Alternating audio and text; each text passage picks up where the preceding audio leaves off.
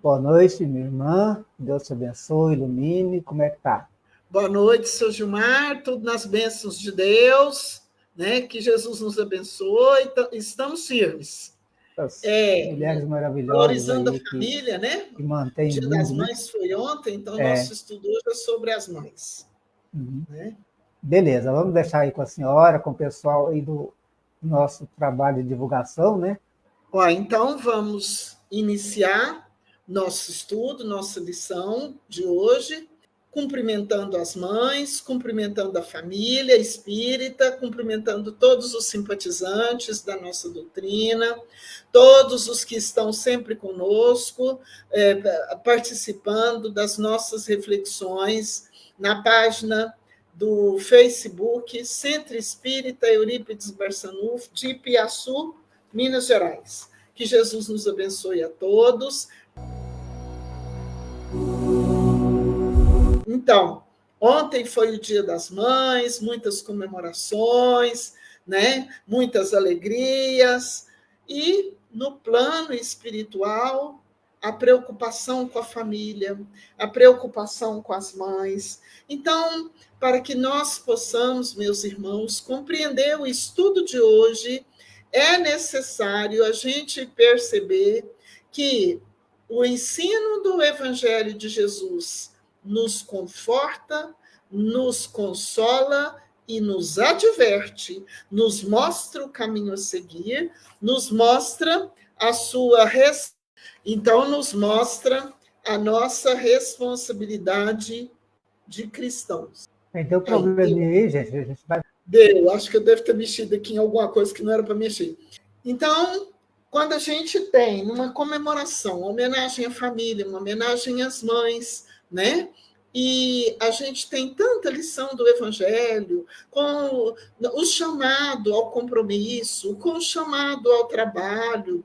A gente às vezes fica pensando, mas como que comemora desse jeito? É porque o ensino de Jesus, ele tem vistas para a eternidade, e não somente para esse breve momento presente da nossa vida.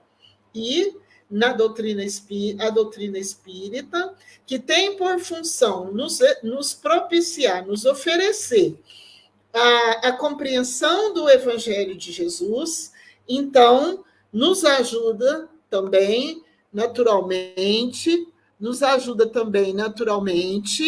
a nos ajuda a compreender, né, o Evangelho, nos ajuda a compreender a nossa responsabilidade. Então, assim, são as histórias que nós vamos ver aqui, que falam sobre as mães. A primeira delas se chama Perto de Deus, autor Irmão X, e está no livro Estante da Vida. Estante da Vida. Então, a entidade estava se preparando para reencarnar e conversando com seu mentor espiritual. E ela falou para ele que já tinha tido muitas encarnações em que ela havia perdido o sucesso da experiência devido às ilusões, aos prazeres enganosos, à vida fácil, mas que agora ela vinha solicitar ao mentor que velava por ela uma encarnação onde ela pudesse estar mais perto de Deus, num trabalho mais próxima do Criador possível, embora ela estivesse reencarnada entre os homens. Então, o mentor amigo perguntou para ela se ela sabia o que é que ela estava pedindo, né? Então, ele pergunta: sabes efetivamente o que aspiras? Que responsabilidade procuras? Quando falham aqueles que servem a vida perto de Deus, a obra da vida em torno deles é perturbada nos mais íntimos mecanismos, e ela suplicante: anjo amigo, dá-me instruções, espero o amparo do Senhor. O céu, então, conceder-te-á o que solicitas. Quanto ao trabalho que solicitas, estarás mais perto de Deus e recolherás dos homens o mesmo tratamento que eles habitualmente dão a Deus, né? Então, ele vai fazer recomendações. Amarás com todas as fibras do seu coração, do teu espírito, mas ninguém te conhecerá, nem te avaliará as reservas de ternura. Quer dizer, dará tudo. Amor é incondicional, amor de mãe é incondicional, né? Dar-te-ão no mundo um nome bendito, como se faz com o Pai Celestial. Contudo, como se faz com o Pai Celestial até hoje na terra, com o Todo-Poderoso, reclamar-se-á tudo de ti, sem que se te dê coisa alguma. Nutrirás as criaturas queridas com a essência do teu próprio sangue. No entanto, serás apartada geralmente de todas elas, como se o mundo se esmerasse em te apunhalar o coração. Então, a gente observa a quantidade de mães que no fim da vida ficam sós, ficam abandonadas pelos filhos, né?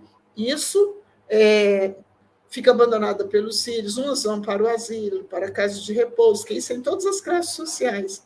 Outras ficam abandonadas dentro da própria casa, né? Então, é uma missão onde tudo se dá do amor. Hoje nós estamos falando das mães, mas pode ser o amor da mãe, pode ser o amor do pai, não é? Bom, muitas vezes será obrigada a sorrir. Segundo, serás obrigada a sorrir, engolindo as próprias lágrimas, e conhecerás a verdade com a obrigação de respeitar a mentira. Conquanto venhas a residir no regozijo oculto da vizinhança de Deus, respirarás no fogo invisível do sofrimento, porque é muito grande, né? Uma mãe luta pelo filho, dá a vida pelo filho, educa, né? Faz tudo o que pode, né? E o que acontece? Muitas vezes recebe ingratidão, muitas vezes recebe indiferença, né? Então é disso que o mentor espiritual está falando com esta alma, que está pedindo para uma tarefa, onde ela possa ficar mais perto de Deus, porque ela precisa reencarnar. Adorarás as outras criaturas, né? Para que brilhem nos salões de beleza, para que triunfem na vida, para que sejam vitoriosas, né? Mas, entretanto, raras te guardarão na memória, raros se lembram que deve aquele sucesso, aquela conquista, aquele triunfo de toda uma vida, a dedicação da mãe, né? E a dedicação do pai também, né? Os dois, a família, né? Quando erguidas no fausto do poder e no delírio da fama, a maioria, a quem elas devem, né? A quem elas devem Todavia, quando os homens se inclinem à guerra, serás impotente para modificar a vontade deles, para afastar-lhes do impulso homicida, né? Chorarás com os que quando se declinem uns aos extermínios dos outros. As mães choram quando os filhos vão para a guerra, né? Quando o marido vai para a guerra, né? Então, é um negócio muito difícil. De vez que te acharás perto do todo sábio, do todo poderoso, que é Deus. E, por enquanto, o todo sábio é o grande anônimo, é o grande desconhecido entre os povos da terra. No entanto, o que acontece? No entanto, vamos ver aqui, eu não posso mexer, deixa quieto. No entanto,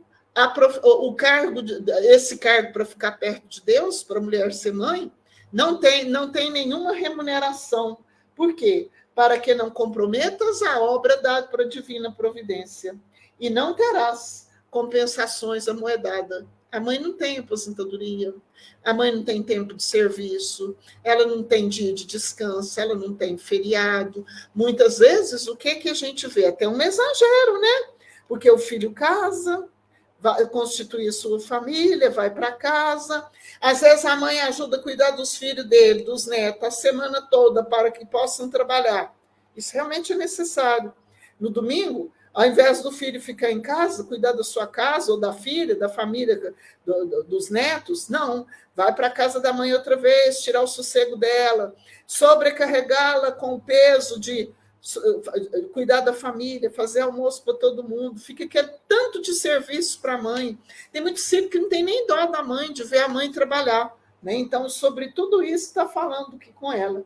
Zelarás pelos outros, mas os outros dificilmente se lembrarão de zelar por ti. Farás o pão, a comida dos entes amados, mas na maioria das circunstâncias, porém, serás a última pessoa a servir-se dos restos da mesa.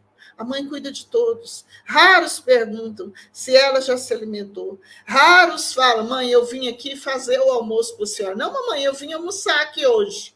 Né? Não tem dó da mãe, não pensa que ela já trabalhou toda uma vida, que ela já está fazendo além, né? Sobrecarrega a mãe. Eu acho que quando os pais ficam velhos, eu perdi meus pais relativamente cedo, principalmente minha. Então, os filhos casados não deviam almoçar na casa dos pais, não. Deviam buscar os pais, dar almoço para eles, dar o jantar para eles trazerem de volta e devolver-se na casa dele quando eles quisessem. Né? Isso deveria ser tudo o contrário, não é? Espiritualmente viverás mais perto de Deus. E, em razão disso, terá por dever a agir com ilimitado amor que Deus nos ama, com renúncia, sem pedir nada em troca, sacrifício de sacrifício. Anjo bom, disse a alma, em pranto de emoção e esperança. Que missão será essa? Que missão que eu vou ter? E o emissário divino, então, endereçou-lhe profundo olhar e respondeu com um gesto de bênçãos. Serás mãe. Então, ser mãe é dar todo amor ao filho, é dar educação, é dar a vida para que o filho cresça com saúde, é trabalhar, às vezes, sem comer aquela comida que gosta, é fazer sacrifício para que o filho tenha uma roupa, tenha um calçado, possa estudar, né? E não esperar nada em troca. Muitas mães, muitos pais ganham em troca o abandono.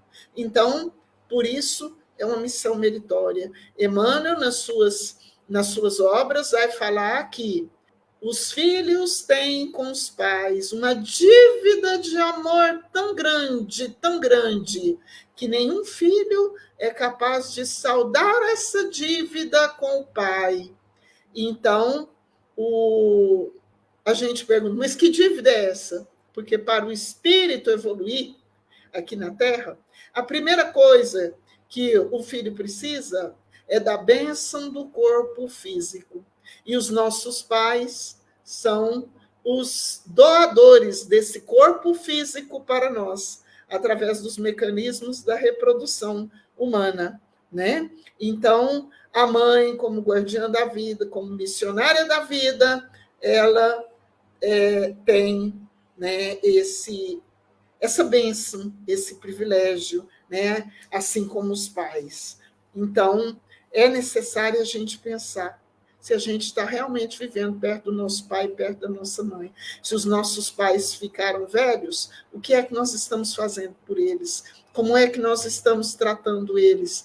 Como é que nós estamos valorizando os nossos pais, que agora são idosos, agora já não podem mais levantar de madrugada, trabalhar, já não tem essa força mais, né? Já não pode sair de casa a qualquer hora do dia, a qualquer hora da noite para trabalhar debaixo de chuva, doente, fraco, às vezes debilitado de tanto trabalho. Então, é preciso que nós, os filhos, possamos procurar valorizar mais o ensino do Evangelho e verificar se nós estamos mais perto dos nossos pais, mais perto. A autora é o espírito Sebastiana Pires. Essa história está no livro Luz no Lar, psicografia de Francisco Cândido Xavier. Então, Sebastiana Pires começa a falar que ser mãe é um poema de reconforto, de carinho, proteção e beleza, né? É uma coisa magnífica na vida da mulher ser mãe. E que levantam-se monumentos de progresso, de honra entre os homens, e nós devemos esse progresso, em grande parte, às mães que são abnegadas, justas e dedicadas. Mas, em compensação, se constroem penitenciárias sombrias, cheias de tristeza. Não tem nenhuma penitenciária que seja alegre. E se deve muito, essas penitenciárias se deve também, muitas vezes, a quem? Às mães, se devem também, muitas vezes, às mães que são indiferentes, criminosas, que não cumpriram com os seus deveres. E nós aproveitamos, então, para oferecer essa nossa reflexão de hoje sobre as mães, né, homenageando a importância delas na nossa vida. É tão importante a presença da mãe na vida dos filhos, que isso é eterno. As mães desencarnam, continuam lutando pelos filhos, continuam ajudando os filhos. Os filhos não são esquecidos quando as mães desencarnam. E por isso precisam do nosso respeito e do nosso carinho, das nossas preces, da nossa fé em Deus, para que elas possam prosseguir no seu aprendizado, né, na vida espiritual, né? Puxa, estou com um probleminha aqui, mas vai resolver. Então, ela vai resumir o caso dela, falando que aqui fala uma pobre mulher que está, então, nas esferas inferiores, sofrendo a sua angústia como resultado da sua negligência, do seu descuido como mãe. Então, diz que moça ainda, casou com o Claudino, um homem bom, honesto, trabalhador, o amor de sua vida, e esperou durante 6 anos para poder ser mãe. Aí nasceu o filho, né? E eles deram a ele o nome de Pedro. Ela disse que mal se viu mãe, ela se viu possuidora de uma ideia exclusivista, um exclusivismo de mãe. Ela queria que o filho dela vivesse como um rei, que tivesse domínio sobre os outros, que tivesse poder, né? E então ela arquitetava para seu filho um futuro diferente, no qual ele era mais rico e mais poderoso do que os outros homens, e que fosse consagrada, então, uma dominação. Então, diz que muito cedo, mal assinalando os primeiros passos, e Pedro, estimulado pela sua leviandade e invigilância, procurava ser forte no mau sentido, né? Maltratava os vizinhos, jogava pedra na casa dos vizinhos, era mal educado, maltratava os empregados, ele não era fácil, não, né? E Claudino sempre chamava sua atenção, né?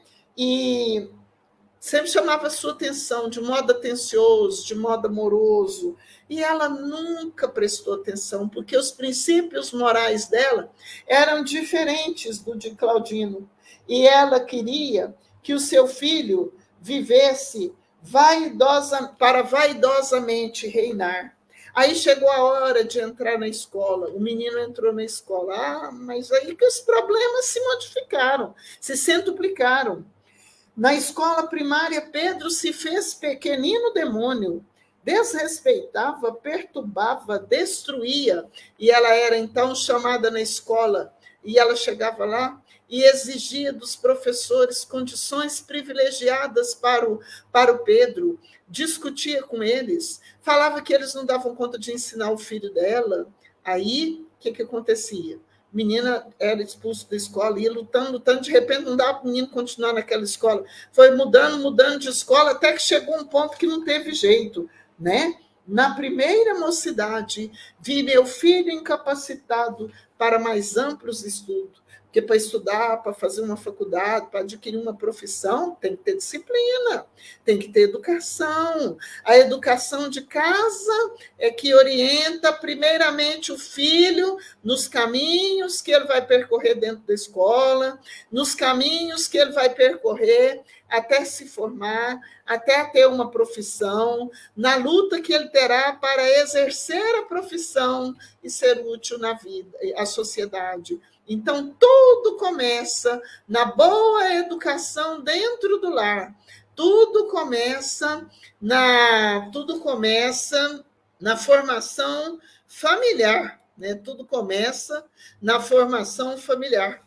Sem isso, não tem sucesso. Então, quando Pedro completou 16 anos, Claudino providenciou para o filho, como pai consciente que era, uma tarefa digna. Arrumou um emprego para o Pedro. Mas porque o Pedro reclamava de forma incessante para a mãe, que já tinha aprendido muito cedo, muito pequeno, que a mãe protegia ele, que o emprego era ruim, que o patrão era ruim, que ele não merecia aquilo. E chegou um ponto que a Sebastiana obrigou o Claudino a duplicar a mesada do filho e tirar ele do emprego. E o Claudino, então, cheio de desgosto, triste, né, atendeu o pedido dela. A partir dali, o filho chegava em casa tarde, né, era chamada atenção, mas não atendia os pais, né? Então, aquele que ela idealizara para ser um futuro rei chegava ao lar em horas avançadas da noite, cambaleando de embriaguez, bêbado. O olhar piedoso de Claudino para suas lágrimas, porque aí ela viu que nada estava dando certo, e nem chorava muito, mostrava a ela que as preocupações dela haviam chegado muito tarde. Pedro se confiou à bebida, à jogatina, comprometendo-se num estelionato de grandes proporções, em que o nome paterno, em nome do pai, se envolveu numa dívida muito superior às possibilidades da casa dela, às possibilidades da família. Desgostoso, envergonhado, Claudino adoeceu e morreu após longos meses de doença, de martírio silencioso. E eles, então, foram obrigados a morar numa casa humilde, modesta. E ela começou a receber das mãos do filho, bêbado, dilacerações e espancamento. Um dia, ele agrediu ela fisicamente, bateu nela, caiu, golfando sangue, né? E foi internada num hospital de emergência. E ela sentiu medo de compartilhar o mesmo teto com o filho que ela havia gerado com tanto carinho, com tanto desvelo, e que se transformara num verdadeiro inimigo dela. E ela, então, procurou uma velha e antiga companheira da mocidade, foi para um bairro distante, um bairro pobre e humilde, e abriram as duas um brechó de objetos usados, né? E ela, então, trabalhava com essa amiga dela e tirava sustento para ela comer e mais nada. 10 anos se passaram.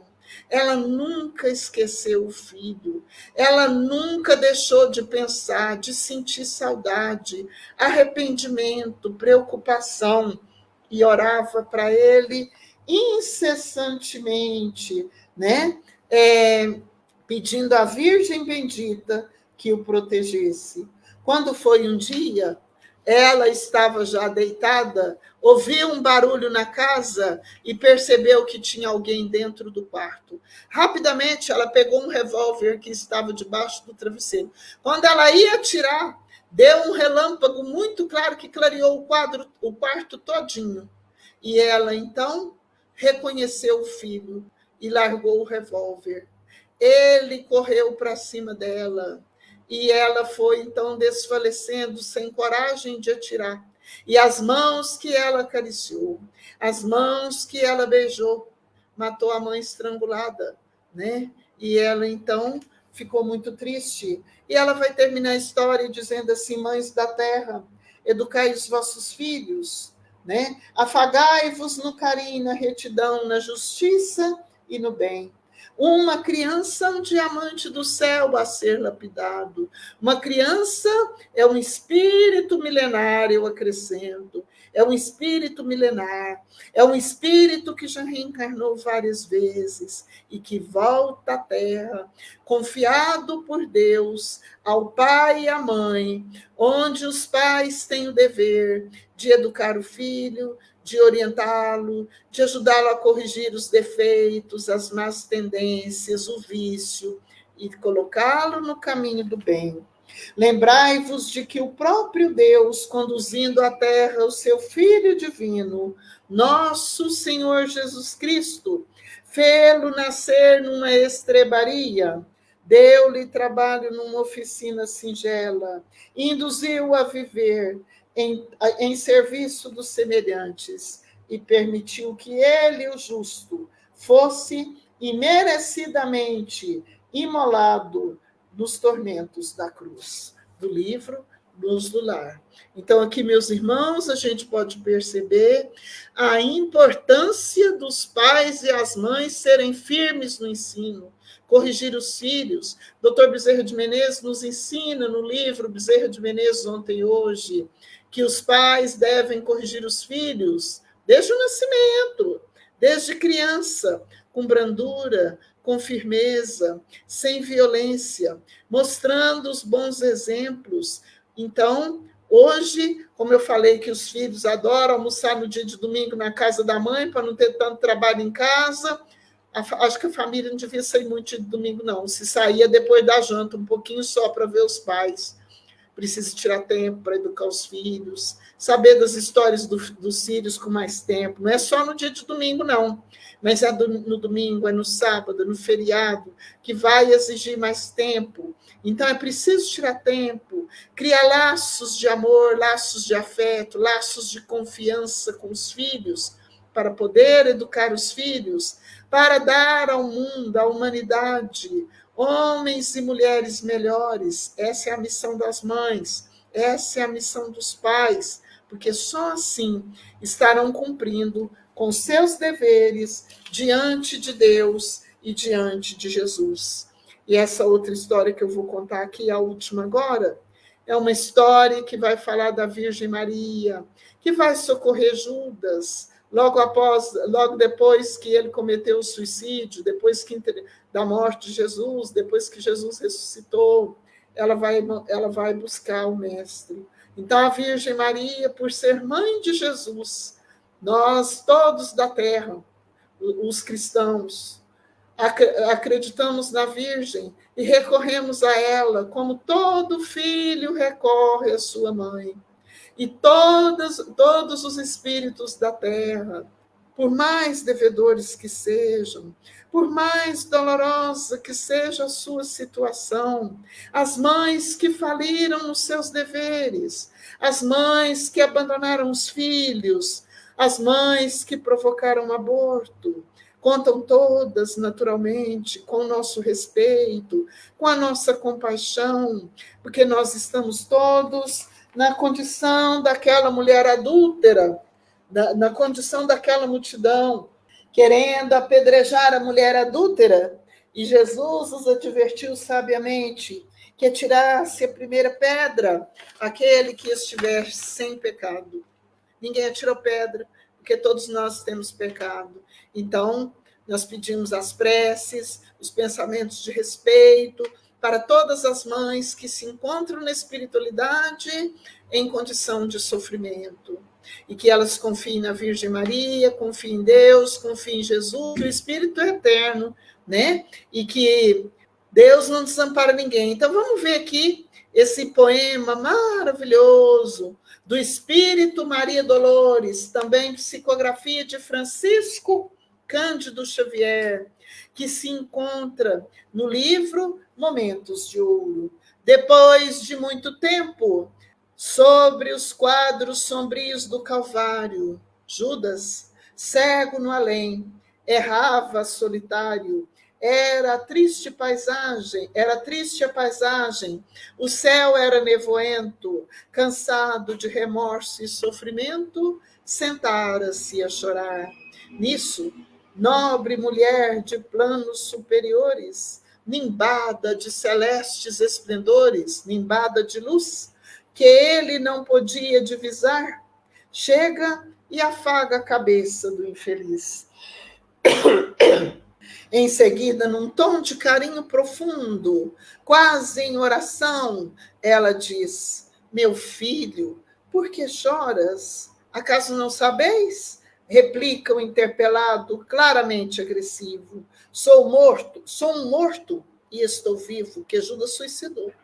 Essa é a maior dor do suicida. Mata o corpo e se reconhece mais vivo do que nunca, porque o espírito não morre. Sou um morto e estou vivo. Matei-me e estou novamente de pé. Sem consolo, sem lar, sem amor e sem fé. Né? Olha o desespero de Judas. Não ouviste falar em Judas, o traidor? Sou eu que aniquilei a vida do Senhor.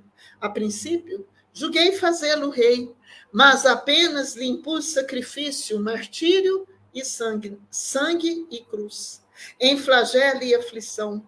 Eis que a minha vida agora se reduz. Eis que a minha vida agora se reduz. Afastai-vos de mim. Nada me pergunteis. Retirai-vos, Senhora. Não, nada sabeis da mágoa que me agita. O assunto que lastimo é unicamente meu. No entanto, a dama respondeu: meu filho, sei que choras, sei que lutas, sei a dor que causa o remorso que escutas. Venho apenas falar-te que Deus é sempre amor em toda parte. E acrescentou sereno: a bondade de Deus jamais condena. Venho por mãe a ti, buscando um filho amado. Sofre com paciência a dor e a prova. Terás em breve uma existência nova.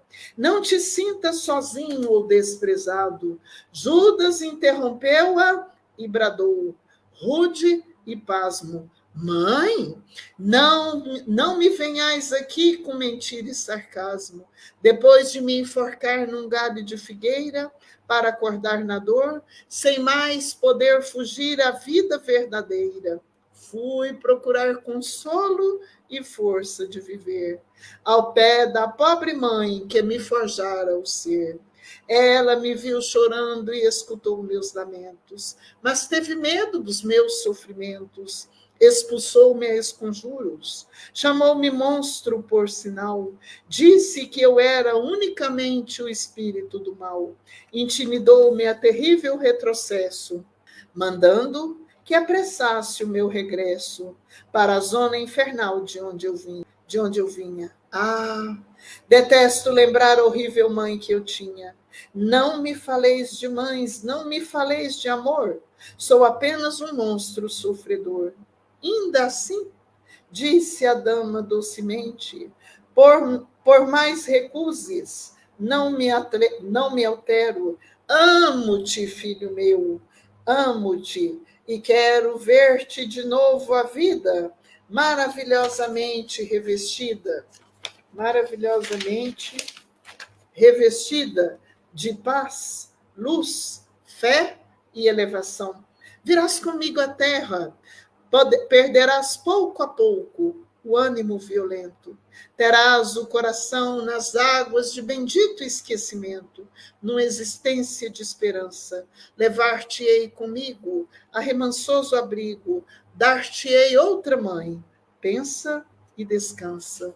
E Judas, nesse instante, como quem olvidasse a própria dor gigante, ou como quem se desgarra de pesadelo atroz, perguntou: quem sois vós, que me falais assim, sabendo-me traidor? Sois divina mulher irradiando amor, ou anjo celestial de quem presinto a luz? No entanto, ela, a fitá-lo frente a frente, respondeu simplesmente: meu filho, eu sou a mãe de Jesus. Então, por ser a mãe do nosso Mestre Jesus, Mãe Santíssima, a Virgem Maria, ela é também a mãe de toda a humanidade, encarnada e desencarnada da Terra, porque nós confiamos na Virgem, nós procuramos a Virgem bendita, com todo amor, com toda confiança, cheios de necessidade, cheios de sofrimento, como todos os filhos procuram nas suas mães. Qualquer que seja o nosso sofrimento, vamos lembrar aqui as palavras que a Virgem disse para o Emmanuel. Nunca é demais a gente recordar essa história, porque todos nós estamos em sofrimento na Terra, todos nós somos espíritos em prova, e há momentos em que a gente pensa que não vai conseguir dar conta. Então, Conta-se de que, certa feita, o Chico amanheceu muito triste, muito desiludido, e chegou a hora dele trabalhar com o Emmanuel na psicografia. Quando o Emmanuel chegou, ele falou: Chico, Emmanuel, hoje eu estou muito triste, hoje eu não dou conta de trabalhar, não. Eu vou te pedir um favor, você faz um favor para mim? Ele falou: eu faço, pode pedir. Você volta, procura a Virgem Maria, fala para ela que eu estou muito triste, que hoje eu não dou conta de trabalhar, para ela mandar uma mensagem para mim. Por pequeno que seja, para ela mandar uma mensagem para mim. O Emmanuel, ele falou para o Chico, falou: olha, Chico, a Virgem mandou te avisar que tudo passa, que isso também vai passar, que é para você confiar que vai passar. E assim é a nossa vida. Toda dor passa, nenhum mal dura para sempre. O amor do Pai Celestial, o amor de Jesus, o amor da Virgem, o amor da espiritualidade, que em nome do Pai Criador vela por todos nós, cumprindo a sua vontade, não permite que... Não, pai, que não deu não, meu Deus. Não permite... Meu Deus, deu certo. O amor do Pai Celestial é tão grande por nós que não permite que a gente fique abandonado para sempre, que a gente sofra eternamente. Há uma hora, chega um ponto em que a divina providência, em que a divina misericórdia de Deus, nosso Pai, dá um basta, né? E dá um basta e nos liberta do sofrimento. Todos nós somos criados simples e ignorantes. O mal não era para sofrer desse tanto, não. O mal é consequência da nossa rebeldia, da dureza dos nossos corações, do mau uso do nosso livre-arbítrio. Mas o Pai Celestial nos criou para que nós nos tornássemos bons, perfeitos e felizes. Vamos confiar em Deus, vamos confiar na Virgem Maria, no Mestre Jesus. E que todas as mamães recebam a nossa homenagem, recebam os nossos votos de muita paz, de muitas felicidades. Feliz dos filhos que podem contar com as suas mães, e as que hoje não conseguem, não dão conta de amparar os filhos por qualquer motivo. Tenham fé em Deus.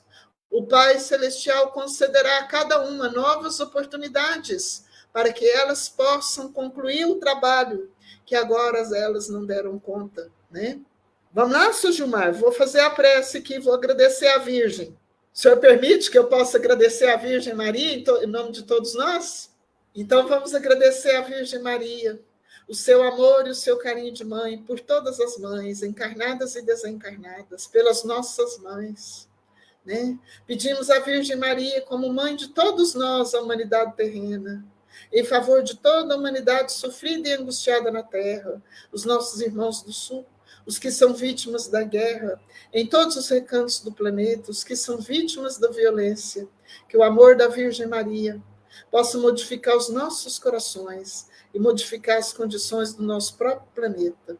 Ave Maria, cheia de graça, o Senhor é convosco, bendita sois vós entre as mulheres, bendito é o fruto do vosso ventre, Jesus. Santa Maria, Mãe de Jesus, rogai por nós, os pecadores, agora e na hora do nosso desencarne. Que assim seja.